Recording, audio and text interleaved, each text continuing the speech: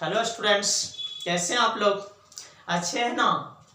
तो आइए बच्चों, आज का हम लोग का लेक्चर नंबर 4 है, जिसमें हम लोग स्टडी करेंगे आइसोमेरिज्म इन अल्काइल हैलाइड। कि अल्काइल हैलाइड यानी कि Rx दिया हुआ है कोई कंपाउंड ऑर्गेनिक हैलाइड, तो इसमें किस तरह के आइसोमेरिज्म पाए जाते हैं। लेकिन उससे पहले प्यारे बच्चों हम लोग डिस्कस करेंगे कि ये आइसोमेरिज्म क्या होता है। तो याद रहे बच्चों कि आइसोमेरिज्म है ये दो शब्दों से मिलके बना है। एक को कहते हैं आइसो और प्लस में प्यारे बच्चों आया हुआ है मेरिज्म। तो आइसो मीन्स प्यारे बच्चों होता है इक्वल या हम लोग सेम कह सकते हैं प्यारे बच्चों। और मेरिज्म आया हुआ है ये मेरस से, एक वर्ड होता है मेरस, ये मेरस से आया हुआ है, जिसका मतलब प्यारे बच्चों होता है पार्ट, PART पार्ट। तो याद रहे प्यारे बच्चों कि जिसमें इक्वल पार्ट होंगे वैसे हम लोग स्पेसीज को प्यारे बच्चों आइसोमेरिज्म के नाम से जानेंगे। चूंकि आइसो मीन्स होता है इक्वल या तो सेम, प्लस मेरिज्म ये आया हुआ है मेरस नाम का एक वर्ड से, जिसका मीन्स प्यारे बच्चों होता है पार्ट। यदि इक्वल पार्ट रहेंगे तो वैसे स्पेसीज को प्यारे बच्चों हम लोग आइसोमेरिज्म के नाम से जानेंगे। लेकिन याद रहे प्यारे बच्चों, आइसोमेरिज्म हम लोग कहेंगे वैसे ऑर्गेनिक कंपाउंड्स जिनका मॉलिक्यूलर फॉर्मूला सेम रहेगा। याद रहे प्यारे बच्चों, फिर से हम रिपीट कर रहे हैं प्यारे बच्चों, जिसका मॉलिक्यूलर फॉर्मूला क्या रहे, सेम रहे। मॉलिक्यूलर फॉर्मूला प्यारे बच्चों सेम होना चाहिए। क्या चीज होने के लिए प्यारे बच्चों? तो आइसोमेरिज्म होने के लिए पहला कंडीशन मॉलिक्यूलर फॉर्मूला सेम होना चाहिए, और दूसरा कंडीशन कि इसका फिजिकल या केमिकल प्रॉपर्टीज, या तो प्यारे बच्चों फिजिकल और केमिकल दोनों प्रॉपर्टीज यदि डिफरेंट पाए जाते हैं तो प्यारे बच्चों वैसे स्पेसीज को हम लोग आइसोमर्स के नाम से जानेंगे, और उस फेनोमेनन को प्यारे बच्चों हम लोग आइसोमेरिज्म कहेंगे। वैसे तो डेफिनेशन नहीं पूछेगा प्यारे बच्चों कि व्हाट इज आइसोमेरिज्म, इसके बारे में नहीं पूछेगा, लेकिन अल्काइल हैलाइड से रिलेटेड ये चेन आइसोमेरिज्म, पोजीशन आइसोमेरिज्म और ऑप्टिकल आइसोमेरिज्म के बारे में पूछ सकता है। अक्सर सवाल इससे चेन आइसोमेरिज्म, पोजीशन आइसोमेरिज्म और ऑप्टिकल आइसोमेरिज्म से बनते हैं प्यारे बच्चों। लेकिन सबसे पहली बात हम लोग जानेंगे आइसोमेरिज्म क्या होता है। तो आइसोमेरिज्म दो शब्दों से बना हुआ, आइसो मींस इक्वल और मेरिज्म आया हुआ है मेरस नाम का एक वर्ड से, जिसका मींस होता है प्यारे बच्चों पार्ट, कि जिसमें इक्वल पार्ट कि सेम पार्ट। और दूसरी तरह से यदि बात करें प्यारे बच्चों तो जिसका मॉलिक्यूलर फॉर्मूला सेम रहे, किंतु जिसका फिजिकल या केमिकल या तो प्यारे बच्चों हम लोग बात करेंगे फिजिकल एंड केमिकल। यदि केमिकल प्रॉपर्टीज यदि दोनों डिफरेंट रहे प्यारे बच्चों, डिफरेंट रहे याद रखेंगे, ठीक, कि जिसका मॉलिक्यूलर फॉर्मूला सेम रहे, जबकि फिजिकल या केमिकल या तो फिजिकल और केमिकल दोनों प्रॉपर्टीज, कहने का मतलब कि यहां लिखे फिजिकल रहे या केमिकल रहे। और दूसरी बात प्यारे बच्चों हमने लिखा फिजिकल या केमिकल प्रॉपर्टीज यदि डिफरेंट रहे, प्यारे बच्चों एक वर्ड लिखा डिफरेंट रहे, तो वैसे ऑर्गेनिक कंपाउंड्स को प्यारे बच्चों हम लोग कहेंगे isomers, and this phenomenon is known as isomerism. बस सिंपल सा याद रखना है आप लोगों को प्यारे बच्चों कि जिसका मॉलिक्यूलर फॉर्मूला सेम रहे, जबकि फिजिकल या केमिकल या तो फिजिकल और केमिकल दोनों प्रॉपर्टीज यदि डिफरेंट पाई जाती हैं तो वैसे ऑर्गेनिक कंपाउंड्स को प्यारे बच्चों हम लोग आइसोमर्स के नाम से जानते हैं और उस फेनोमेनन को हम लोग आइसोमेरिज्म कहते हैं। तो हम लोग देखते हैं प्यारे बच्चों कि ये हमने अभी तक डेफिनेशन जाना है, वैसे तो आइसोमेरिज्म का डेफिनेशन पूछेगा नहीं, लेकिन हम लोग इसका एग्जांपल्स के साथ इलस्ट्रेशन करेंगे कि आखिर ये कैसे सेटिस्फाइड हो पाता है कि मॉलिक्यूलर फार्मूला सेम और फिजिकल या केमिकल, या तो फिजिकल और केमिकल प्रॉपर्टीज अलग अलग पाए जाते हैं। ठीक, तो हम लोग देखते हैं प्यारे बच्चों, आप देर ना करते हुए हम लोग ये जानेंगे कि अल्काइल हैलाइड में कितने टाइप के आइसोमेरिज्म हम लोगों को पढ़ना है प्यारे बच्चों। तो याद रहे, अल्काइल हैलाइड में हम लोगों को दो टाइप का आइसोमेरिज्म पढ़ना। एक को प्यारे बच्चों हम लोग कहते हैं स्ट्रक्चरल आइसोमेरिज्म और दूसरे को हम लोग को पढ़ना है स्टीरियो आइसोमेरिज्म। स्ट्रक्चरल आइसोमेरिज्म क्या होता है कि जिसका मॉलिक्यूलर फार्मूला सेम बल्कि स्ट्रक्चर अलग अलग। फिर से एक बार बच्चों ध्यान रहे कि मॉलिक्यूलर फार्मूला सेम किंतु स्ट्रक्चर अलग अलग हो तो वैसे आइसोमर्स को हम लोग स्ट्रक्चरल आइसोमर्स के नाम से जानते हैं और उस फेनोमेनन को प्यारे बच्चों स्ट्रक्चरल आइसोमेरिज्म के नाम से जानते हैं। और प्यारे बच्चों हम लोग ये स्टडी करेंगे कि स्ट्रक्चरल आइसोमर्स में हम लोग अल्काइल हैलाइड में, प्यारे बच्चों याद रहे हम अल्काइल हैलाइड की बात कर रहे हैं कि अल्काइल हैलाइड में प्यारे बच्चों हम लोग दो टाइप का स्ट्रक्चरल आइसोमेरिज्म स्टडी करेंगे।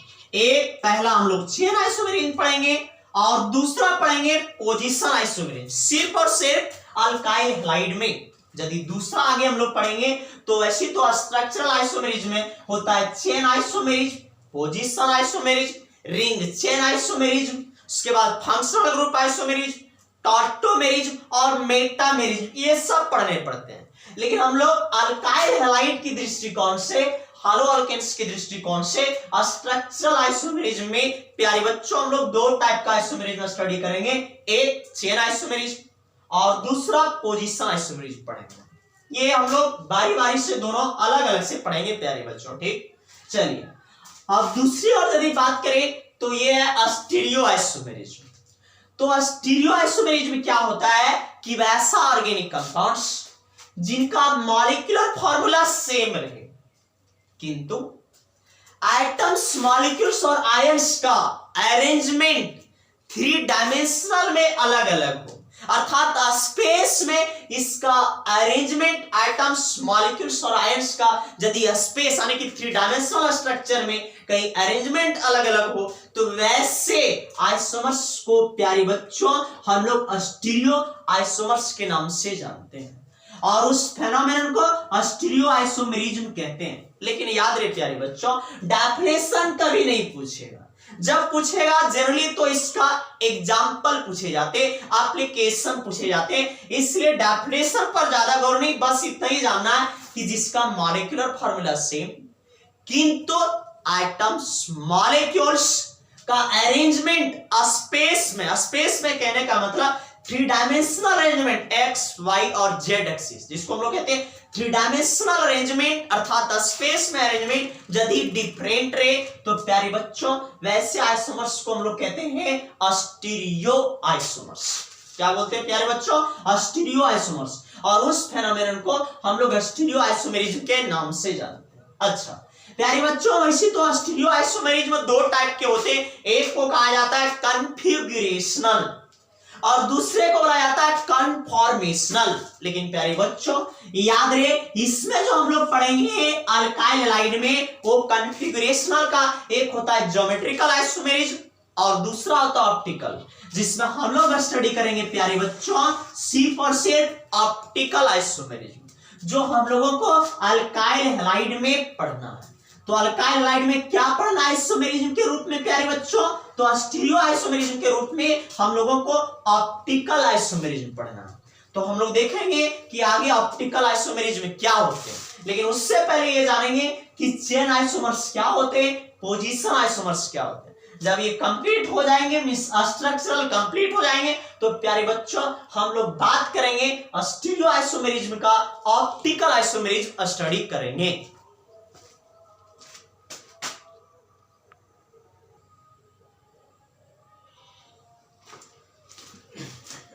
हाँ तो बच्चों आइए हम लोग देखते हैं स्ट्रक्चरल आइसोमेरिज्म का हम लोग पहला टाइप जो स्टडी कर रहे हैं उसका नाम है चेन आइसोमेरिज्म। तो चेन आइसोमेरिज्म हम लोगों को पढ़ना है अल्काइल हैलाइड में।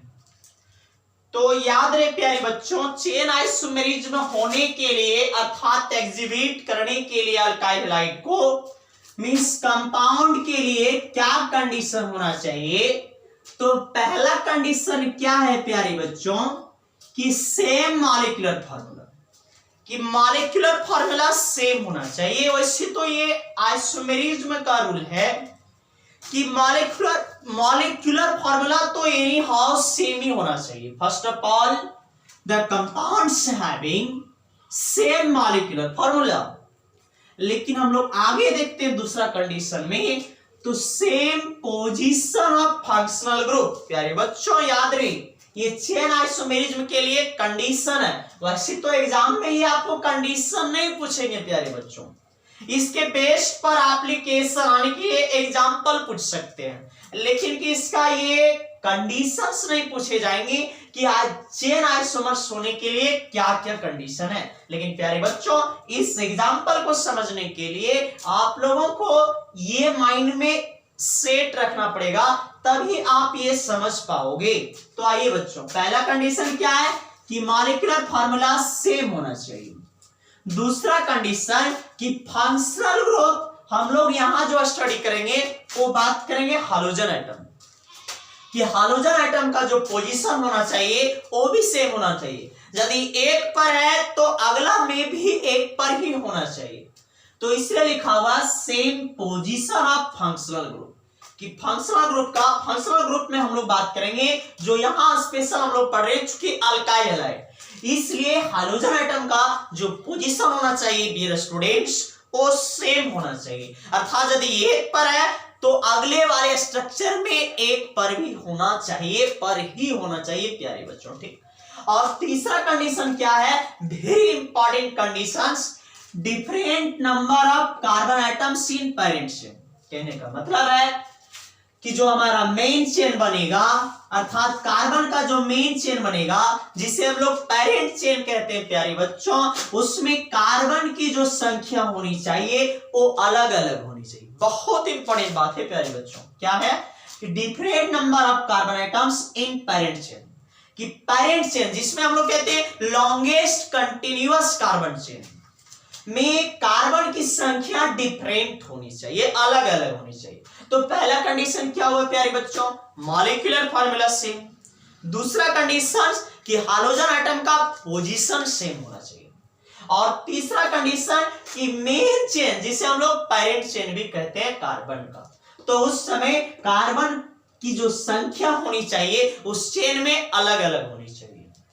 और नोट में एक इंपॉर्टेंट बात यह है प्यारे बच्चों कि अल्काइल हैलाइड जो होते हैं उसमें अल्काइल हैलाइड्स कंटेनिंग 4 और मोर कार्बन एटम्स, कि वैसा अल्काइल हैलाइड जिसमें 4 या 4 से ज्यादा कार्बन एटम आ जाते हैं। क्या बोले प्यारे बच्चों, फिर से ध्यान देना कि 4 या 4 से ज्यादा कार्बन एटम आ जाते हैं। तो प्यारे बच्चों वैसा alkyl halide chain isomer show करता है, मींस वो चेन आइसोमेरिज्म उसका होगा।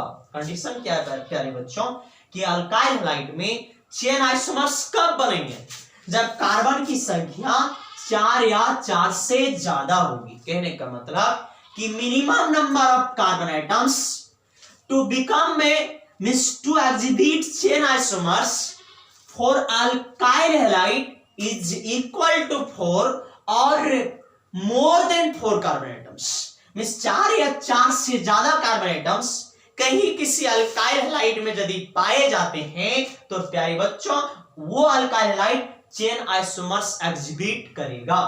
तो आइए बच्चों बस यही सभी टर्म्स एंड कंडीशंस का फॉलो करते हुए हम लोग एक एग्जांपल ले रहे हैं मॉलिक्यूलर फार्मूला के रूप में C4H9Cl।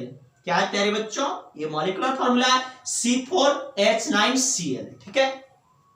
अब इसको हम लोग देखते हैं कि कितने isomers means chain isomers possible है प्यारे बच्चों।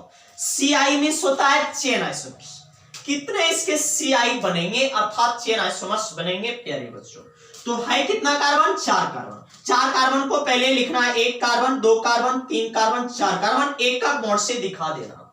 और याद रहे प्यारे बच्चों, सबसे पहले हम लोग नॉर्मल बनाएंगे, नॉर्मल वाला कंडीशन। और नॉर्मल वाला आप लोगों को मालूम नहीं होगा कि यदि सीधा चेन में कार्बन या कार्बन की संख्या 3 या 3 से अधिक होती है और स्ट्रेट चेन में होती है तो प्यारे बच्चों उसे हम लोग नॉर्मल कहते हैं। और नॉर्मल के लिए छोटा n से सूचित किए जाते हैं, ठीक है।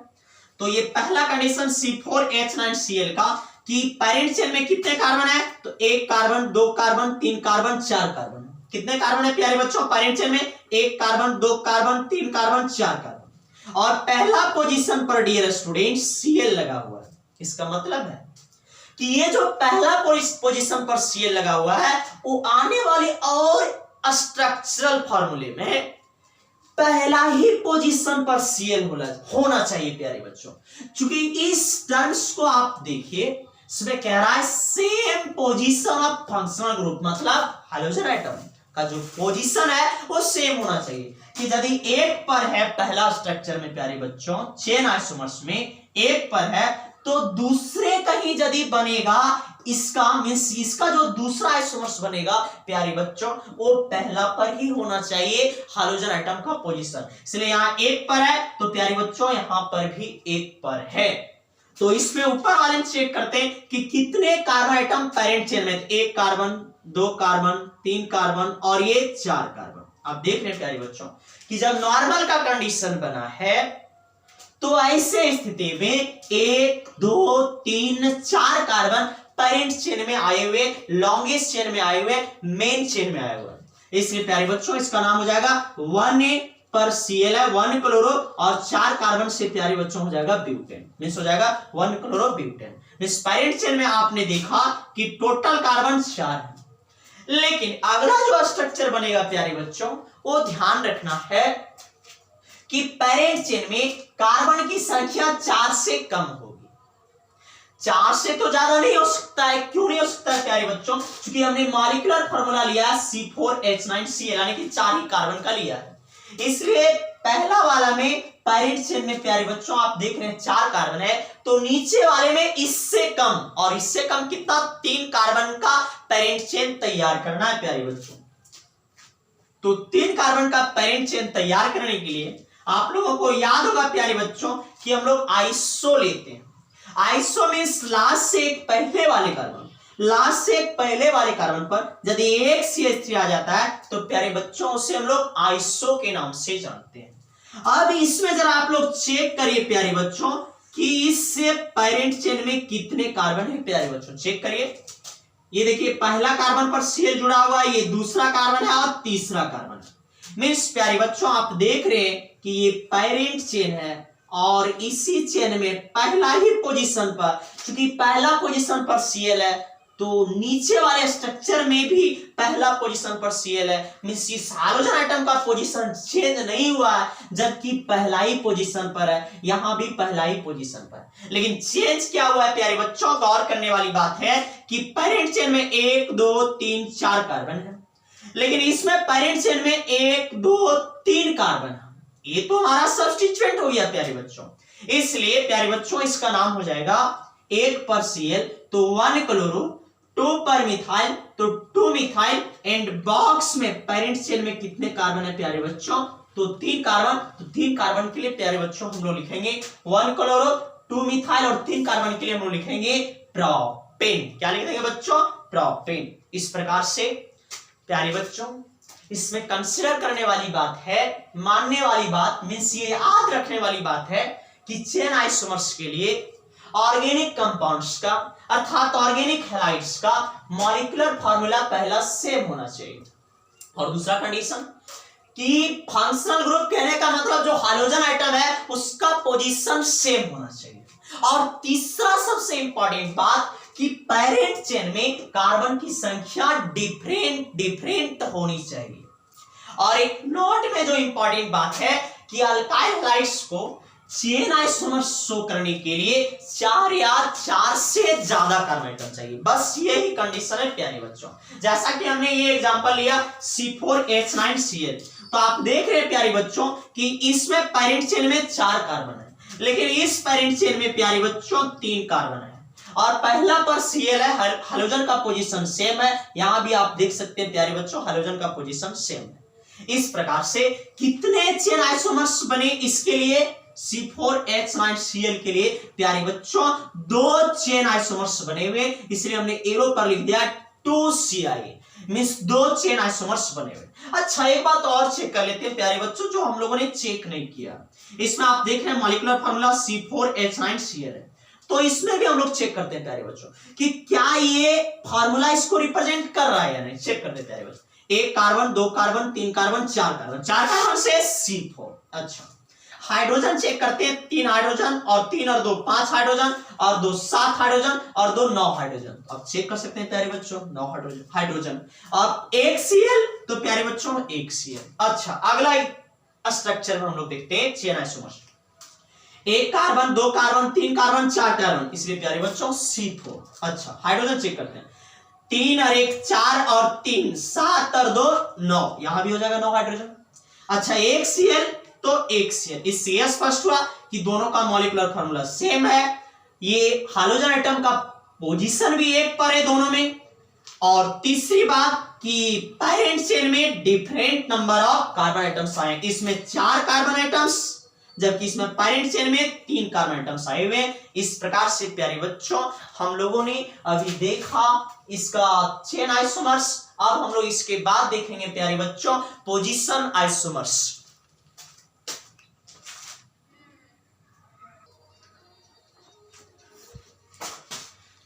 हाँ तो आइए बच्चों अब हम लोग देखते हैं पोजीशन आइसोमेरिज्म में क्या होता है अल्काइल हैलाइड्स।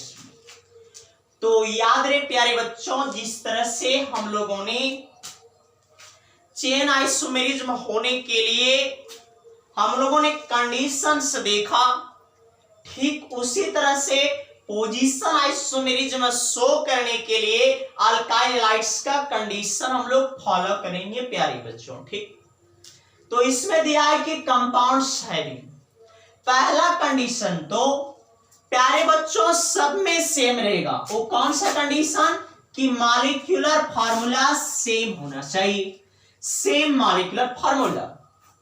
और दूसरा कंडीशन ध्यान देना प्यारे बच्चों कि functional group means different position of functional group, कहने का मतलब कि फंक्शनल ग्रुप का जो पोजीशन होना चाहिए वो अलग अलग होना चाहिए पेरेंट चेन पे। ठीक तो different position of functional group. और फंक्शनल ग्रुप पर स्पेशल हम लोग किसकी बात करेंगे प्यारे बच्चों, तो याद रहे हम लोग जो भी बात करेंगे वो हाइड्रोजन आइटम का, क्योंकि प्यारे बच्चों हम लोग जो अभी स्टडी कर रहे हैं वो हम लोग पढ़ रहे हैं अल्काइल हैलाइड के बारे में। ठीक इसलिए हाइड्रोजन आइटम का पोजीशन क्या होना चाहिए तो डिफरेंट होना चाहिए। या तो कहीं मान लीजिए मल्टीपल बॉन्ड दिया रहे, मल्टीपल बॉन्ड कहने का मतलब कि किसी कंपाउंड में यदि डबल बॉन्ड रहे या ट्रिपल बॉन्ड रहे तो उसका भी पोजीशन क्या होना चाहिए डिफरेंट होना चाहिए, अलग अलग होना चाहिए। ठीक या तो कोई सब्स्टिट्यूएंट्स रह गया तो उसका भी पोजीशन अलग अलग नंबर पे होना चाहिए। अच्छा तीसरा कंडीशन क्या है प्यारे बच्चों, तो इसमें तीसरा कंडीशन है पोजीशन आइसोमेरिज्म होने के लिए कि same number of carbon items in parent chain, कि जो हमारा मेन चेन बनेगा अर्थात लॉन्गेस्ट कंटिन्यूअस कार्बन चेन जो बनेगा जिसे हम लोग मेन चेन कहेंगे प्यारे बच्चों, उसमें कार्बन की संख्या क्या होनी चाहिए तो डियर स्टूडेंट सेम होनी चाहिए। तो आइए बच्चों हम लोग देखते हैं फिर से पहला कंडीशन मॉलिक्यूलर फार्मूला सेम, क्या है प्यारे बच्चों मॉलिक्यूलर फार्मूला सेम। और दूसरा कंडीशन कि फंक्शनल ग्रुप कहने का मतलब कि हैलोजन एटम का जो पोजीशन होना चाहिए वो डिफरेंट नंबर ऑफ यानी कि डिफरेंट पोजीशन होना चाहिए, अलग अलग कार्बन पे होनी चाहिए। या तो कहीं मल्टीपल बॉन्ड रह गया तो उसका भी पोजीशन अलग अलग, या तो कहीं सब्स्टिट्यूएंट्स रह गया तो उसका भी पोजीशन अलग अलग। तो हम लोग अगले तीसरे कंडीशन की बात करेंगे प्यारे बच्चों कि कार्बन एटम्स की जो संख्या होनी चाहिए मेन चेन में, जिसे पैरेंट चेन कहते हैं, उसमें कार्बन एटम की संख्या सेम होनी चाहिए। बस हम लोग 3 कंडीशन से हम लोग क्वेश्चन को सॉल्व कर पाएंगे आसानी से। उसके बाद एक और बात जो नोट में लिखी गई है, ये क्या कह रहा है कि पोजीशन आइसोमेरिज्म होने के लिए 2 या 2 से ज्यादा कार्बन एटम चाहिए प्यारे बच्चों। आपने देखा था चेन आइसोमेरिज्म होने के लिए 4 या उससे ज्यादा कार्बन एटम कहीं आते थे ऑर्गेनिक हैलाइड्स में, तो हम लोग कहते थे कि वो चेन आइसोमर्स शो करेगा।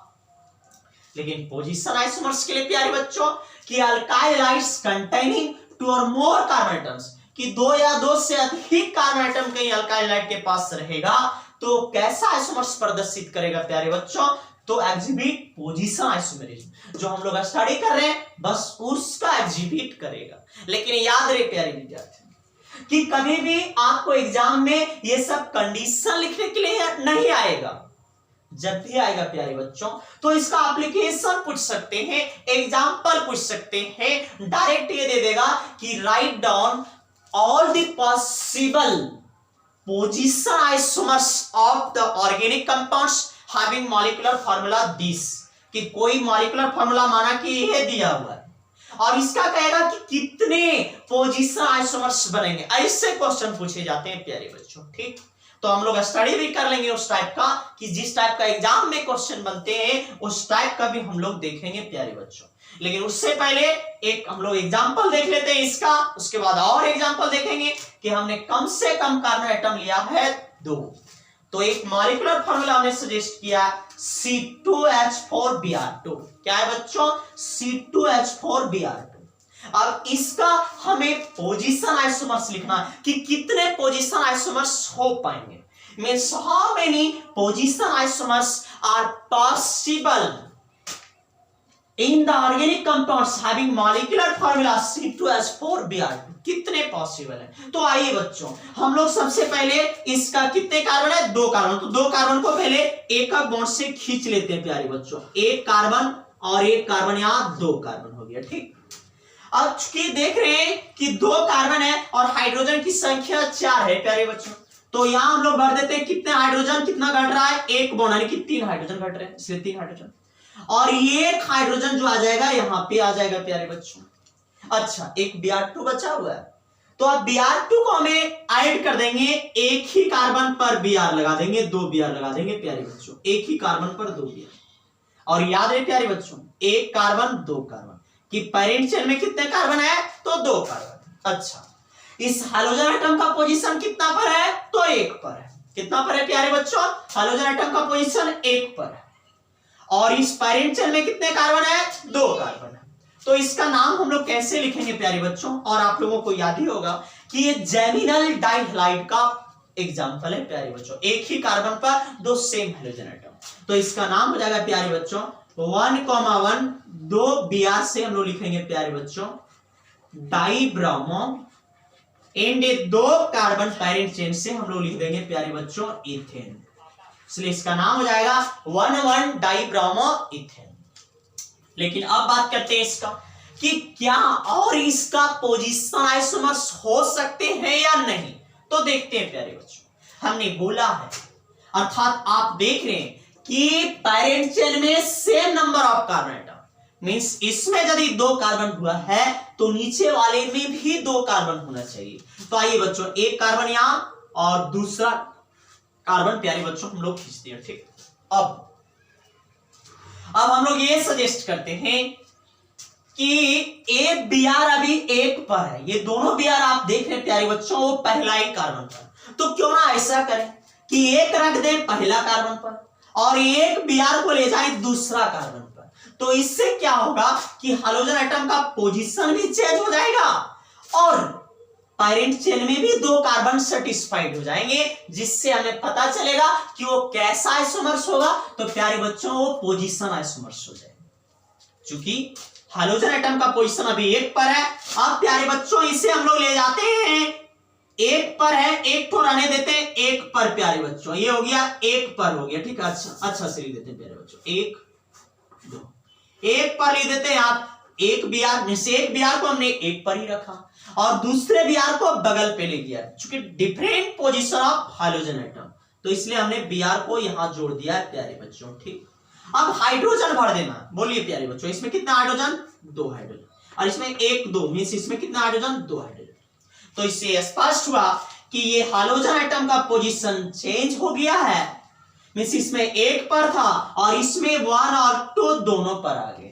तो इसका नाम प्यारे बच्चों हो जाएगा 1,2, 2 बीआर से प्यारे बच्चों हम लोग लिखेंगे डाइब्रोमो, और 2 कार्बन से, पैरेंट चेन में 2 कार्बन है, तो 2 कार्बन के लिए प्यारे बच्चों हम लोग लिखेंगे इथेन। इसे नाम हो जाएगा 1,2 डाइब्रोमो इथेन, 1,2 डाइब्रोमो इथेन। इससे ये स्पष्ट हुआ कि जरा हम लोग चेक कर लेते हैं मॉलिक्यूलर फार्मूला इसका। C2 मींस 1 कार्बन 2 कार्बन से C2, 3 hydrogen 1 hydrogen 4 hydrogen H4, 2 B R, तो 1 बीआर ऊपर 1 बीआर नीचे। इससे स्पष्ट है कि ये स्ट्रक्चरल फार्मूला है और ये मॉलिक्यूलर फार्मूला। अगला में भी देख लेते हैं प्यारे बच्चों कि ये पहला पर बीआर है, दूसरा पर बीआर है। हाइड्रोजन एटम का पोजीशन सिर्फ चेंज है, आप देख सकते हैं 1 पर था, यहां 1 2 दोनों पर आ गया है, ठीक। और पैरेंट चेन में 2 कार्बन ऊपर भी 2 कार्बन नीचे भी, तो इसलिए हो जाएगा 1,2 डाइब्रोमो इथेन। लेकिन इसमें 2 कार्बन तो C2, 4 हाइड्रोजन 2 2 4 हाइड्रोजन तो H4। अब यहां देखिए 1 बीआर 1 बीआर 2 बीआर 2 बीआर से बीआर, इसका मतलब है इसका भी मॉलिक्यूलर फार्मूला यही है, इसका भी मॉलिक्यूलर फार्मूला यही है। फिर हाइड्रोजन एटम का पोजीशन 1 पर है, लेकिन यहां 1 और 2 दोनों पर आ गया, मींस डिफरेंट पोजीशन हो गया। और पैरेंट चेन में 2 कार्बन, तो यहां भी प्यारे बच्चों पैरेंट चेन में 2 कार्बन हुआ, ठीक। तो इसलिए इस मॉलिक्यूलर फार्मूले से कितने पीआई बने हैं, मींस ये पोजीशन आइसोमर्स कितने बने प्यारे बच्चों, तो एक ऊपर वाला और एक नीचे वाला, मींस टोटल 2 पोजीशन आइसोमर्स बने हैं। इसलिए हम लोग लिख देंगे प्यारे बच्चों यहां 2pI। 2pI कहने का मतलब कि 2 पोजीशन आइसोमर्स बने, एक ऊपर वाला 1,1 डाइब्रोमो इथेन और दूसरा नीचे वाला 1,2 डाइब्रोमो इथेन। अच्छा प्यारे बच्चों, इसके बाद अब कहीं और भी स्ट्रक्चर बनाना चाहे तो और नहीं बनेंगे, यदि बनेगा भी तो सेम आ जाएगा। लेकिन याद रखना है प्यारे बच्चों कि कभी भी आइसोमर्स का आइपेक नेम सेम नहीं होना चाहिए। यदि सेम हो रहा है तो आप समझ लीजिएगा कि आप कहीं ना कहीं गलत कर रहे हैं। इसलिए नाम सबका अलग अलग आना चाहिए, सेम नाम वाला स्ट्रक्चर कभी नहीं होना चाहिए, बस ये ध्यान में रखना है प्यारे बच्चों। चलिए अब अगले एग्जांपल हम लोग देखते हैं।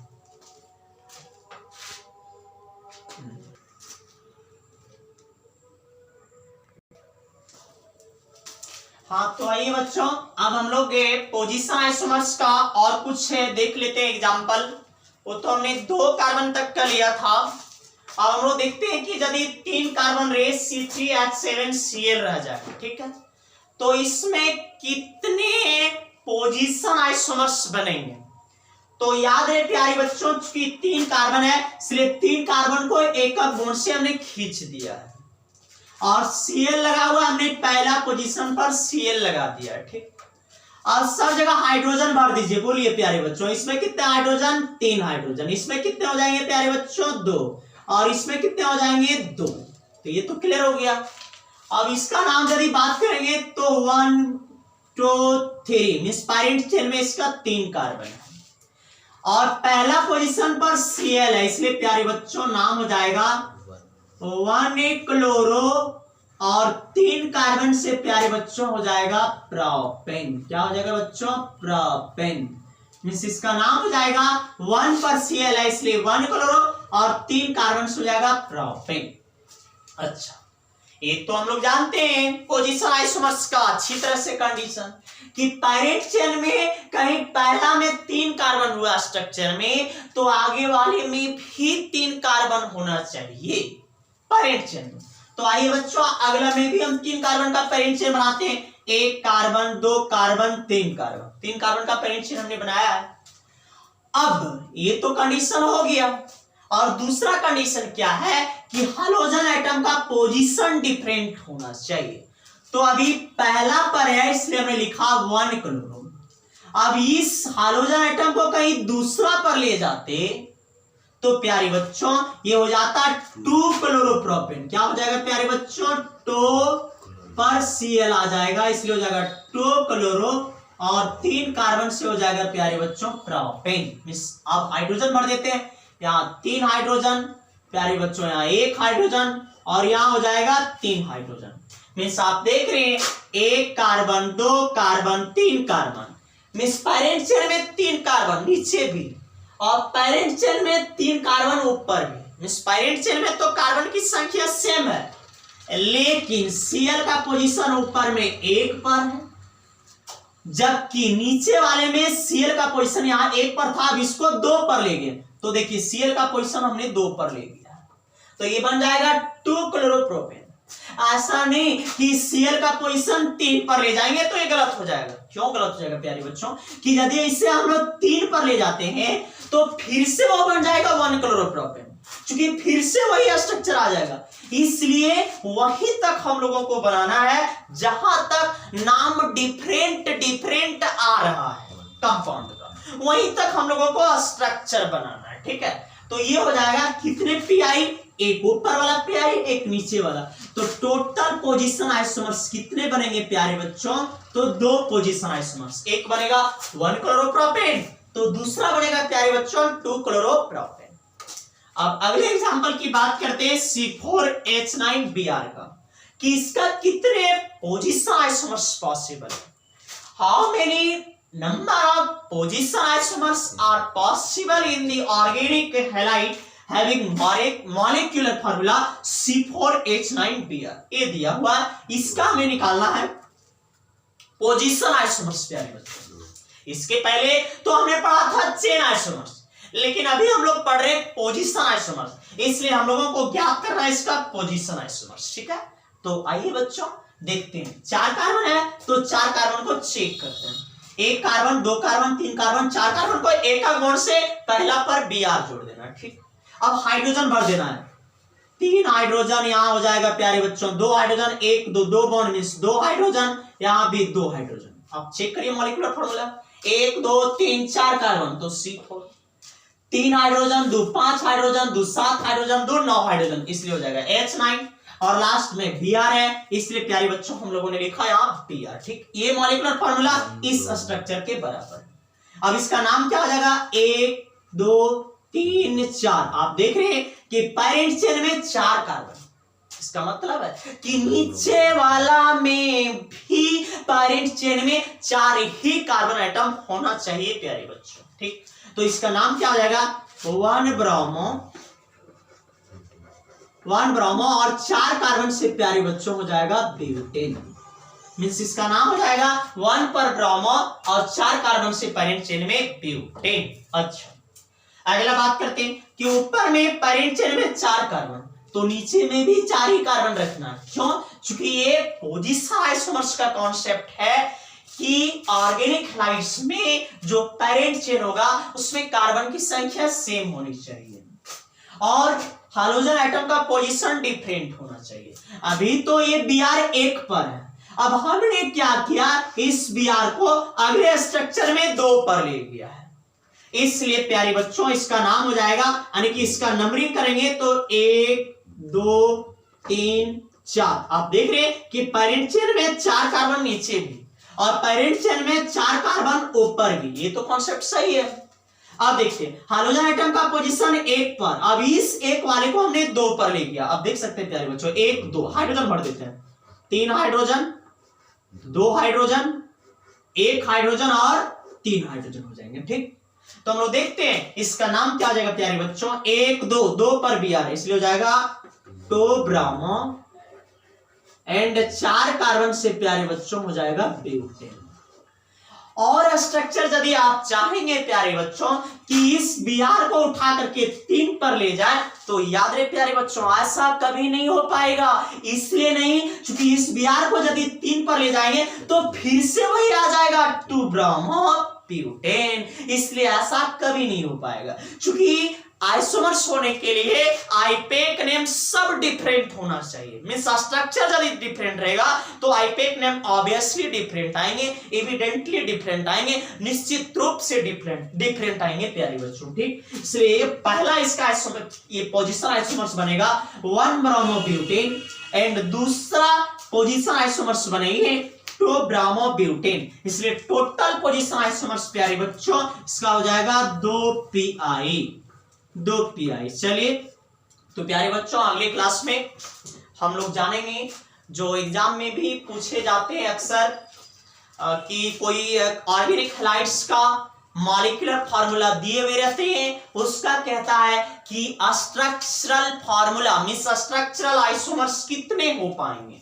तो अगले क्लास में प्यारे बच्चों हम लोग ये जानेंगे कि स्ट्रक्चरल आइसोमर्स को कैसे कैलकुलेट कर पाएंगे, लेकिन वो जानने से पहले बस स्ट्रक्चरल आइसोमर्स 2 बातों पर, एक है चेन आइसोमर्स की संख्या प्लस पोजीशन आइसोमर्स की संख्या, यदि दोनों को जोड़ देते हैं प्यारे बच्चों तो वो हमारा निकल जाता स्ट्रक्चरल आइसोमर।